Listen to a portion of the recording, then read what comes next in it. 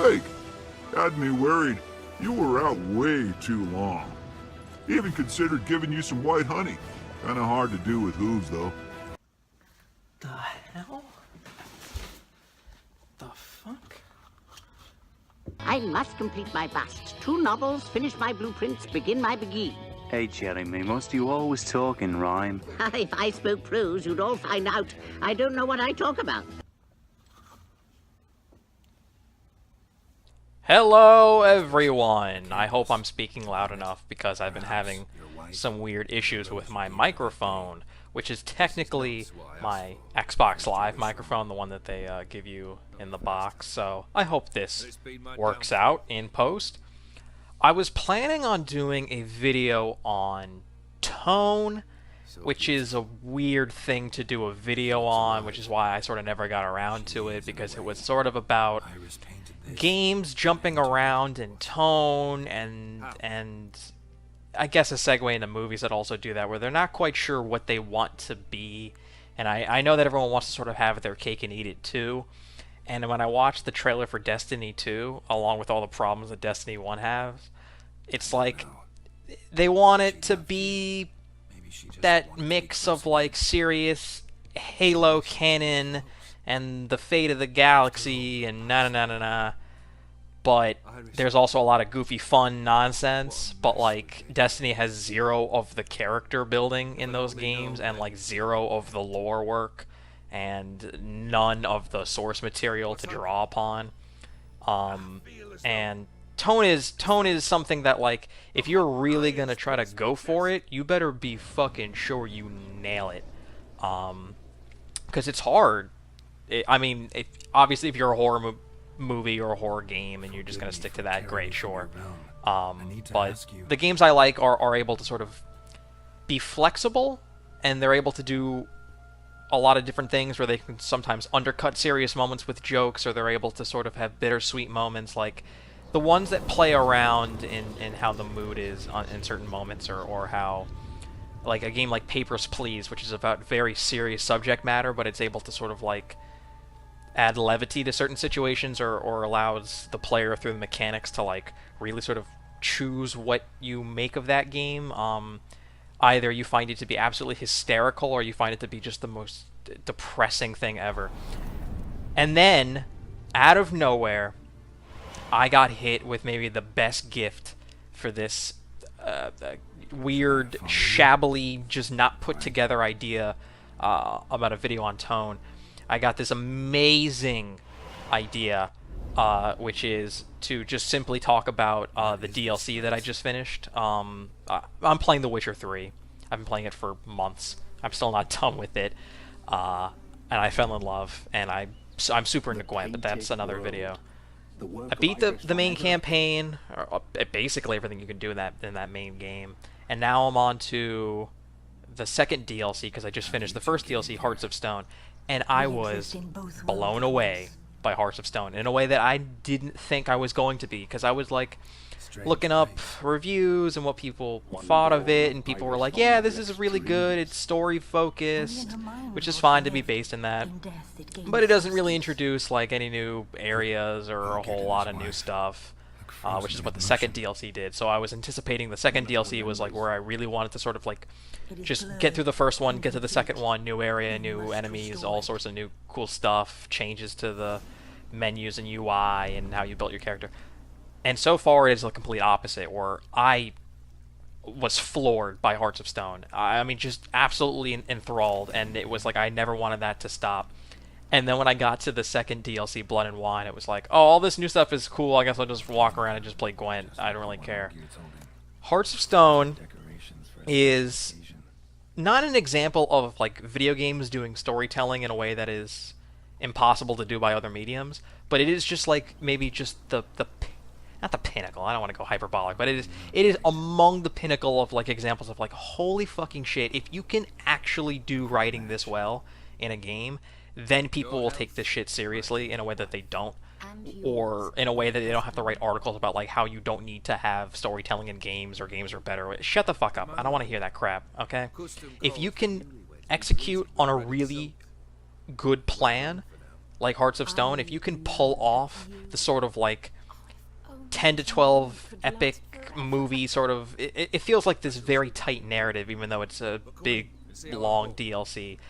But it pulls you in, and it is able to do a number of interesting things by playing with tone, where it's the tale of like you get conned into doing some things. I don't want to spoil it, even though I'm showing you a ton of spoilers, but if you don't know what the hell's going on, then you'll have no idea.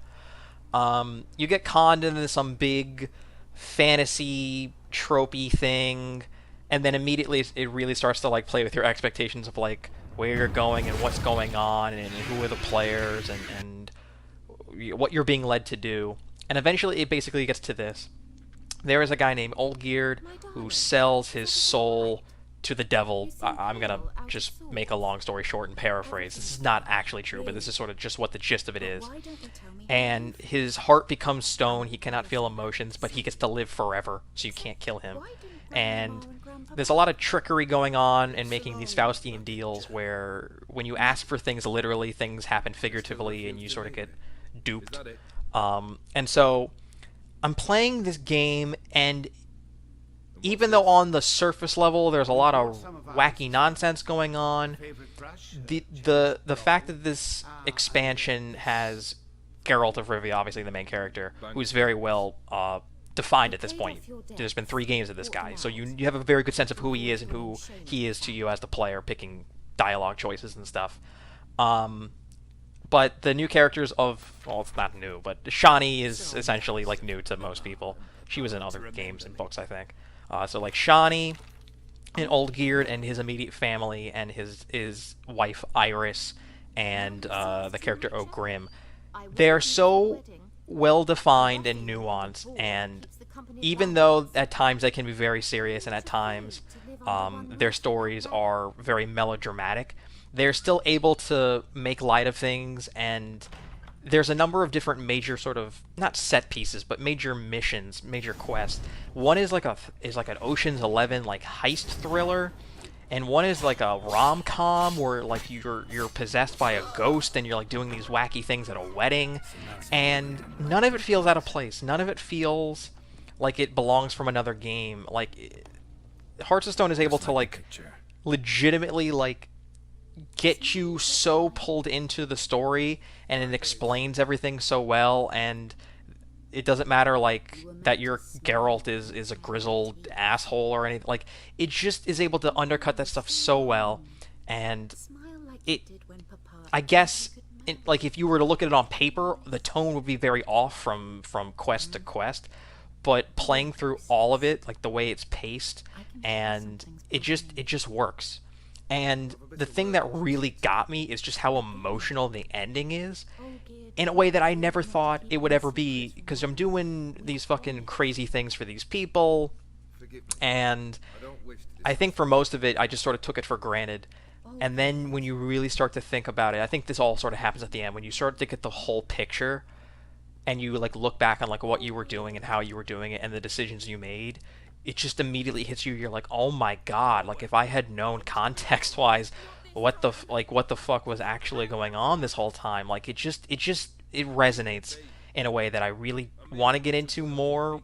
But A, this is going to be a really long video, and B, I mean, there's a ton of spoilers, and I really want you to play this game, anonymous person watching this video, half of which will just be my friends.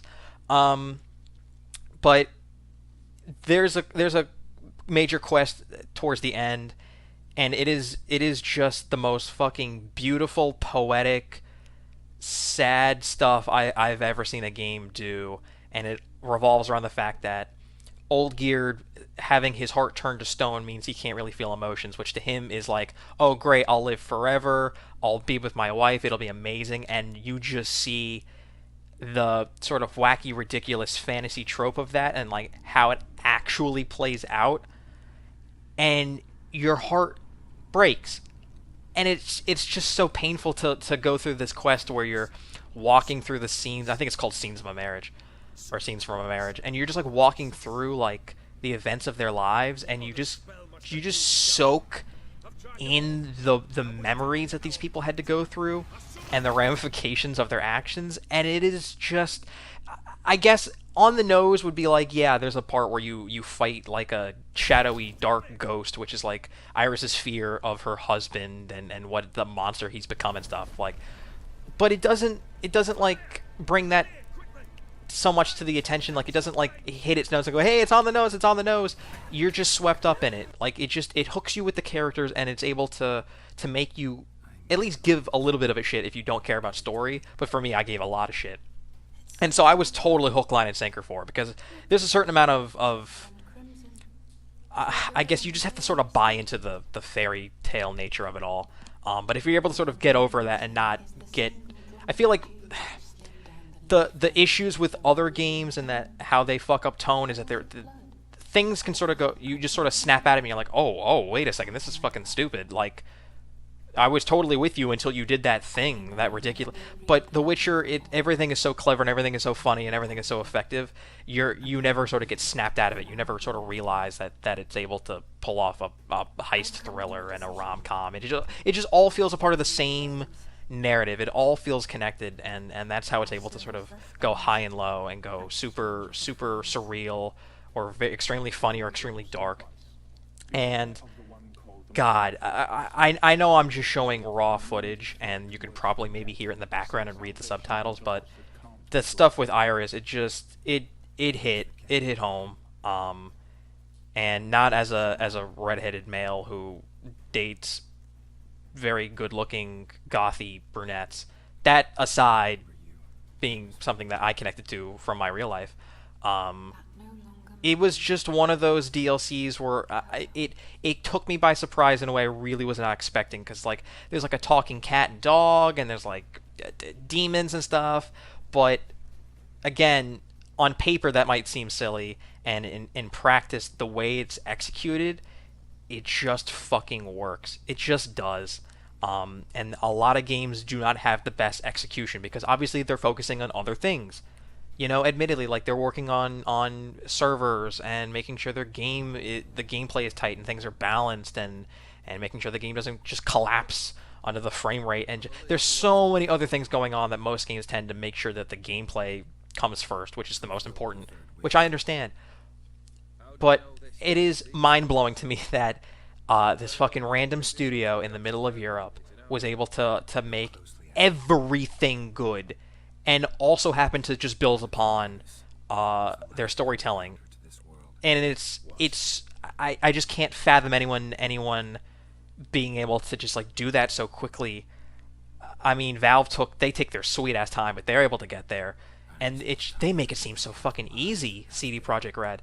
So yeah, Hearts of Stone makes your decisions and your choices actually matter. There's actual consequence, and they keep it simple. There's a couple of things in the main game towards the end that you have to choose with Ciri, and it sort of happens in this game where you really do pick your path and you see it play out, and you can go on YouTube and watch how it plays out differently, and it's very different in a way that matters. Whereas like in Telltale games, like there's a lot of choices, or there's sometimes not a lot of choices, and you think that they matter, and it sort of gives you this, oh yeah, no, everything you're doing is gonna be not really. You're all funneled to the same place. It's all more or less the same, just with different jokes. Whereas Hearts of Stone is actually different. So I cannot recommend this DLC enough. I would really love to talk more in specifics, more in detail about Hearts of Stone, but I really don't want to ruin it. I really don't want to spoil it, and that was my plan from the beginning. Was like, oh man, I'm going to talk about Iris and all this fucking sad stuff and crying and old geared and Satanism and just there's so much cool stuff going on, and just it all looks gorgeous in this painted world and magical realism. But I'm just going to cut it short. Go follow me on Twitter @JaredRusso. We can talk about it if you really feel like it. God, I love that DLC. That is maybe the best DLC I've ever played, Hearts of Stone. So I'm still working through Blood and Wine. I hope it gets as good, but so far it's just a lot of Gwent and Skellige Tech. So thank you for watching, and just play the fucking game. It's so good.